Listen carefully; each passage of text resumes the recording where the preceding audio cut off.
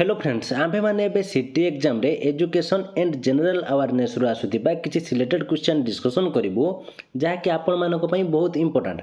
आपण माने जदी सिटी एग्जाम पई सेसली प्रिपेयर होचंती ताहले भिडियोटी को प्रथम रु शेष पर्यंत देखंतु काहे कि ना एई टाइप रो क्वेश्चन प्रति वर्ष एग्जाम रे आसुची। आपण माने जदी प्रतिदिन एई बडी वीडियो देखिबा को चाहउचंती ताहले हम चैनल को सब्सक्राइब करंतु एवं नोटिफिकेशन बटन को ऑन करि रखंतु जहाँफल नेक्स्ट वीडियो जो भी अपलोड हो आपने जानीपारे आपको एग्जाम प्रिपरेशन हो पारे। एवं ये क्लास रे आमर आउ एक स्पेशल क्लास विषय में आपको जनइबी जो थे खूब कम समय आपण मैंने प्रिपरेशन हो एग्जाम सक्सेस पाइपर। तेज कौन रही डिटेल्स चलतु जाना। तो आज फास्ट क्वेश्चन कौन रही देखो जहाँकि 1 नंबर क्वेश्चन श्वासक्रिय गैस विनिमय किपरि हुए। फुसफुस रे वायु और रक्त मध्य टिश्यू रे जीवकोश और रक्त मध्य उभय ए और बी कौन सीटे नुहे। यार राइट आंसर होची ऑप्शन सी उभय ए और बी। श्वसन केउ प्रक्रिया नुहे। जारण दहन उभय दहन और जारण प्रतिजारण। राइट आंसर होची ऑप्शन डी प्रतिजारण। श्वसन क्रिया रे अंगारकाम्ल संग्रह और अम्लजान बंटन कहा द्वारा समाहित होता है। रक्त फुसफुस चर्म हृत्पिंड। राइट आंसर होची ऑप्शन ए रक्त। नासा पथरे कौन थाए। अस्थि गेंडास्थि मज्जा तरुणास्थि। राइट आंसर ऑप्शन डी तरुणास्थि। श्वासनली नासापथ ठारू हृत्पिंड पर्यंत विस्तृत। स्वरपेटिका ठारू फुसफुस पर्यंत विस्तृत। स्वरपेटिका ठारू मलद्वार पर्यंत विस्तृत। मुख गह्वर ठारू मलद्वार पर्यंत विस्तृत। राइट आंसर होची ऑप्शन बी स्वरपेटिका ठारू फुसफुस पर्यंत विस्तृत। श्वासनलीटी सदृढ़ कहीं। एथिरे अस्थि थाए एथिरे अनेक स्तरर झिल्ली थाए एथिरे दृढ़ कोषमान थाए।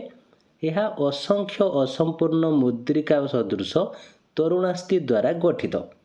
राइट आंसर होची ऑप्शन डी यह असंख्य असंपूर्ण मुद्रिका सदृश तरुणास्थि द्वारा गठित। मनुष्य फुसफुस वर्ण किपरि। गाढ़ लाल कला धला पाटल। राइट आंसर होची ऑप्शन डी पाटल। नेक्स्ट क्वेश्चन देखंतु कौन रही। प्रत्येक फुसफुस को केतोटी पतला आवरण घेरी रही। 1टी 2टी 3टी अनेक। राइट आंसर होची ऑप्शन बी 2टी। केउटी श्वसन संस्थान अनुसार भिन्न। फुसफुस क्लोमनली फुसफुस क्लोमनली यकृत श्वासनली। राइट आंसर होची ऑप्शन सी यकृत। दूषित रक्त रे कौन थाए। एमोनिया अम्लजान जबक्षारजान अंगारकाम्ल। राइट आंसर होची ऑप्शन डी अंगारकाम्ल। श्वासक्रिया पाई केउटी प्रधान अंग रूपे विवेचित हुए। फुसफुस हृत्पिंड मध्यच्छदा परदा पंजरा हाड़। राइट आंसर होची ऑप्शन ए फुसफुस। केउटी श्वसन तंत्रर अंश नुहे। ग्रसनी स्वरतंत्र श्वासनली बक्ष गह्वर। राइट आंसर होची ऑप्शन डी बक्ष गह्वर। श्वासक्रिय किए ट्राफिक पुलिस परी कार्य करे। स्वरतंत्र लसिका ग्रंथि अवजिह्वा जिह्वा। तो यार राइट आंसर टी कहवा पूर्व मुझे स्पेशल क्लास विषय जनाई चाहूँगी। तो फ्रेंड्स आपण मैंने जदि कम समय भितर अधिक प्रिपरेशन हो एग्जाम रे सक्सेस पाइबा चाहूँगी ताहले आपण माने हमर स्पेशल क्लास रे जॉइन हो पारे जो थे आपण मानक सिलेबस वाइज सब्जेक्टिव एवं ऑब्जेक्टिव क्लास सहित study material free PDF previous year question सह व्हाट्सएप सपोर्ट मिल जाव। आपको यह लाइफ टाइम एक्सेस दिज्व जहाँफल आपण मैंने एग्जाम रे 100% सक्सेस पाइबा सहित आपंकर टीचर वा स्वप्न को पूरण करेंगे। तेज ये क्लास रे जॉइन होगा चाहूँगे दिखाई व्हाट्सएप नंबर जॉइन लिखि मेसेज करूँ ना वीडियो डिस्क्रिप्शन में जॉइन लिंक देसी सेटारे क्लिक कर डायरेक्ट जॉइन हो पारे। तेज चलतु आमर क्वेश्चन कौन रही आम तापर डिस्कसन करूँ। श्वासक्रिय किए ट्राफिक पुलिस परी कार्य करे। तो यार राइट आंसर हे ऑप्शन सी अवजिह्वा। କେଉଁ ଫୁସ୍ଫୁସ୍ଟି 3 ପାଳି ବିଶିଷ୍ଟ? କେବଳ ଦକ୍ଷିଣ ଫୁସ୍ଫୁସ୍, କେବଳ ବାମ ଫୁସ୍ଫୁସ୍, ଉଭୟ ବାମ ଓ ଦକ୍ଷିଣ ଫୁସ୍ଫୁସ୍, କୌଣସିଟି ନୁହେଁ। ରାଇଟ୍ ଆନ୍ସର୍ ହେଉଛି ଅପସନ୍ ଏ, କେବଳ ଦକ୍ଷିଣ ଫୁସ୍ଫୁସ୍। ଫୁସ୍ଫୁସ୍ରୁ କାହା ମଧ୍ୟ ଦେଇ ଅମ୍ଳଜାନ ଯୁକ୍ତ ରକ୍ତ ହୃତ୍ପିଣ୍ଡକୁ ଯାଏ? ଫୁସ୍ଫୁସୀୟ ଶିରା, ଫୁସ୍ଫୁସୀୟ ଧମନୀ, କ୍ଲୋମନଳୀ, ମୁଖ ଗ୍ରସନୀ। ରାଇଟ୍ ଆନ୍ସର୍ ହେଉଛି ଅପସନ୍ ଏ, ଫୁସ୍ଫୁସୀୟ ଶିରା। ହୃତ୍ପିଣ୍ଡରୁ ଅଙ୍ଗାରକାମ୍ଳ ଯୁକ୍ତ ରକ୍ତ କାହା ମଧ୍ୟ ଦେଇ କେଉଁଠାକୁ ଯାଏ? ଫୁସ୍ଫୁସୀୟ ଶିରା ଦେଇ ଫୁସ୍ଫୁସ୍କୁ, ଫୁସ୍ଫୁସୀୟ ଧମନୀ ଦେଇ ଫୁସ୍ଫୁସ୍କୁ, ନାସା ଗ୍ରସନୀ ଦେଇ ଫୁସ୍ଫୁସ୍କୁ, ମୁଖ ଗ୍ରସନୀ ଦେଇ ହୃତ୍ପିଣ୍ଡକୁ। ରାଇଟ୍ ଆନ୍ସର୍ ହେଉଛି ଅପସନ୍ ବି, ଫୁସ୍ଫୁସୀୟ ଧମନୀ ଦେଇ ଫୁସ୍ଫୁସ୍କୁ। ନେକ୍ସଟ କ୍ୱେଶ୍ଚନ୍ ଦେଖନ୍ତୁ କ'ଣ ରହିଛି। ରେସ୍ପିରେଟରୀ ଶବ୍ଦ କେଉଁଥିରୁ ଆନିତ? ଏକ୍ଟୋଡର୍ମ, ମେସୋଡର୍ମ, ଏଣ୍ଡୋଡର୍ମ, କୌଣସିଟି ନୁହେଁ। ରାଇଟ୍ ଆନ୍ସର୍ ହେଉଛି ଅପସନ୍ ସି, ଏଣ୍ଡୋଡର୍ମ। ରକ୍ତରେ ଥିବା ହିମୋଗ୍ଲୋବିନ୍ କେତୋଟି ଅମ୍ଳଜାନ ଅଣୁ ବହନ କରେ? 1, 2, 3, 4। ରାଇଟ୍ ଆନ୍ସର୍ ହେଉଛି ଅପସନ୍ ବି, 2। ଅସରପା କାହା ଦ୍ୱାରା ଶ୍ୱାସକ୍ରିୟା କରେ? ଶ୍ୱାସରନ୍ଧ୍ର, ଚର୍ମ, ଫୁସ୍ଫୁସ୍, ସିଟା। ରାଇଟ୍ ଆନ୍ସର୍ ହେଉଛି ଅପସନ୍ ଏ, ଶ୍ୱାସରନ୍ଧ୍ର। ନେକ୍ସଟ କ୍ୱେଶ୍ଚନ୍ ଦେଖନ୍ତୁ କ'ଣ ରହିଛି। ଜିଆ କିପରି ଶ୍ୱାସକ୍ରିୟା କରେ? ଶ୍ୱାସରନ୍ଧ୍ର, ଓଦାଳିଆ ଚର୍ମ, ଶୁଷ୍କ ଚର୍ମ, ଅବସାରଣୀ। ରାଇଟ୍ ଆନ୍ସର୍ ହେଉଛି ଅପସନ୍ ବି, ଓଦାଳିଆ ଚର୍ମ। ବେଙ୍ଗରେ ଶ୍ୱାସକ୍ରିୟା କାହା ଦ୍ୱାରା ହୋଇଥାଏ? କେବଳ ଚର୍ମ, କେବଳ ଫୁସ୍ଫୁସ୍, ଉଭୟ ଚର୍ମ ଓ ଫୁସ୍ଫୁସ୍, ସିଟା। ରାଇଟ୍ ଆନ୍ସର୍ ହେଉଛି ଅପସନ୍ ସି, ଉଭୟ ଚର୍ମ ଓ ଫୁସ୍ଫୁସ୍। ମାଛ କାହା ଦ୍ୱାରା ଶ୍ୱାସକ୍ରିୟା କରିଥାଏ? ଫୁସ୍ଫୁସ୍, ଚର୍ମ, ସିଟା, ଗାଲିସି। ରାଇଟ୍ ଆନ୍ସର୍ ହେଉଛି ଅପସନ୍ ଡି, ଗାଲିସି। କଠିନ ପରିଶ୍ରମ ବେଳେ ମାଂସପେଶୀରେ କାହାର ମାତ୍ରା ବଢ଼ିଯାଏ?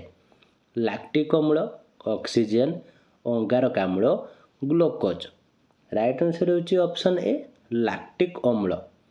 ନେକ୍ସଟ କ୍ୱେଶ୍ଚନ୍ ଦେଖନ୍ତୁ 24 ନମ୍ବର କ୍ୱେଶ୍ଚନ୍ କ'ଣ ରହିଛି।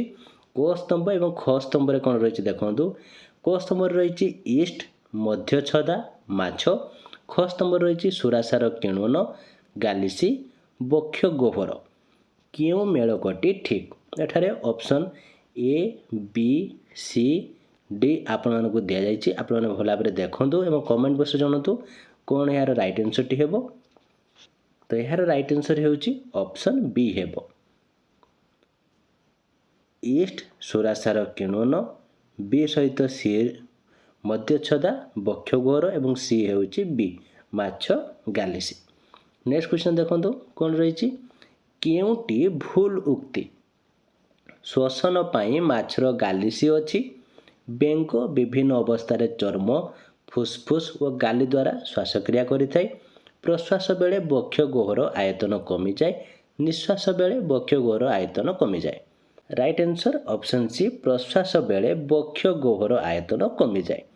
ନେକ୍ସଟ କ୍ୱେଶ୍ଚନ୍ ଦେଖନ୍ତୁ କ'ଣ ରହିଛି। ଏକ ମାର୍ବଲ ଖଣ୍ଡ ଉପରେ ଏକ ଝୋଟ ମହମବତୀ ଜାଳି ଏହା ଉପରେ ଏକ କାଚ ଗ୍ଲାସ୍ ଘୋଡ଼ାଇ ଦେବା ପରେ ଗୋଟିଏ ଛୋଟ ବେଙ୍ଗ ଗ୍ଲାସ୍ ମଧ୍ୟରେ ଛାଡ଼ିଦେଲେ କ'ଣ ହେବ? ବେଙ୍ଗଟି ଡେଇଁବ, ବେଙ୍ଗ ଶରୀରରୁ ପ୍ରବଳ ଝାଳ ବାହାରିବ, ବେଙ୍ଗଟି କିଛି ସମୟ ପରେ ମରିଯିବ, ବେଙ୍ଗଟି ସଙ୍ଗେ ସଙ୍ଗେ ମରିଯିବ। ତ ଏହାର ରାଇଟ୍ ଆନ୍ସର୍ଟି କ'ଣ ହେବ ମୋତେ କମେଣ୍ଟ ବକ୍ସରେ ଆପଣମାନେ ଜଣାଇବେ। କାହିଁକିନା ଆମେ ନେକ୍ସଟ କ୍ଲାସ୍ରେ ଏହାକୁ ଡିସ୍କସନ୍ କରିବୁ ଏବଂ ଆଜି ଆମେମାନେ 1ରୁ 25 ନମ୍ବର ପର୍ଯ୍ୟନ୍ତ ଯାହା ବି କ୍ୱେଶ୍ଚନ୍ ଆନ୍ସର୍ ଡିସ୍କସନ୍ କଲୁ ଆପଣମାନେ ଭଲ ଭାବରେ ପୁଣି ଥରେ ଭିଡ଼ିଓଟିକୁ ପ୍ରଥମରୁ ଶେଷ ପର୍ଯ୍ୟନ୍ତ ଦେଖିଦିଅନ୍ତୁ ଏବଂ ସମସ୍ତ କ୍ୱେଶ୍ଚନ୍କୁ ଭଲ ଭାବରେ ପ୍ରିପାରେସନ୍ କରିଦିଅନ୍ତୁ। କାହିଁକିନା ସମସ୍ତ କ୍ୱେଶ୍ଚନ୍ ଆପଣମାନଙ୍କ ପାଇଁ ବହୁତ ଇମ୍ପୋର୍ଟାଣ୍ଟ ଏବଂ ବହୁତ ସିଲେକ୍ଟେଡ୍ ମଧ୍ୟ।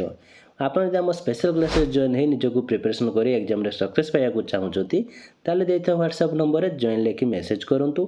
ନହେଲେ ଭିଡ଼ିଓର ଡେସ୍କ୍ରିପ୍ସନ୍ରେ ମଧ୍ୟ ଜଏନ୍ର ଲିଙ୍କ୍ ଦେଇଛି, ସେଠାରେ କ୍ଲିକ୍ କରି ଡାଇରେକ୍ଟ ଜଏନ୍ ହୋଇପାରିବେ। ତ ଇଏ ଥିଲା ଆଜିର କ୍ଲାସ୍ଟି କେମିତି ଲାଗିଲା ଏବଂ ଯଦି କିଛି ଡାଉଟ୍ ଥାଏ କମେଣ୍ଟ ବକ୍ସ ନିସ୍ତାବରେ ଜଣାନ୍ତୁ। ଭିଡ଼ିଓଟି ଭଲ ଲାଗିଥିଲେ ଲାଇକ୍ କରନ୍ତୁ ଏବଂ ଆପଣମାନଙ୍କର ସାଙ୍ଗସାଥି ଯଦି ସିଟି ପାଇଁ ପ୍ରିପେୟାର ହେଉଛନ୍ତି ସେମାନଙ୍କୁ ମଧ୍ୟ ସେୟାର କରନ୍ତୁ, ଯାହାଫଳରେ ସେମାନେ ମଧ୍ୟ ନିଜକୁ ଏକ୍ଜାମ୍ ପାଇଁ ପ୍ରିପାରେସନ୍ କରିପାରିବେ। ଓ ଆପଣମାନେ ଆମ ଚ୍ୟାନେଲରେ ନୂଆ ଅଛନ୍ତି ତାହେଲେ ଚ୍ୟାନେଲକୁ ସବସ୍କ୍ରାଇବ୍ କରି ନୋଟିଫିକେସନ୍ ବଟନ୍କୁ ଅନ୍ କରି ରଖନ୍ତୁ, ଯାହାଫଳରେ ଯେତେବେଳେ ଆମ ଚ୍ୟାନେଲ ଭିଡ଼ିଓ ଅପଲୋଡ଼ ହେବ ଆପଣମାନେ ଜାଣିପାରିବେ। ଆପଣମାନେ ମଧ୍ୟ ଆପଣଙ୍କର ଏକ୍ଜାମ୍ ପାଇଁ ପ୍ରିପାରେସନ୍ ହୋଇପାରିବେ। ତ ଆଜି ପାଇଁ ଏତିକି। Thank you.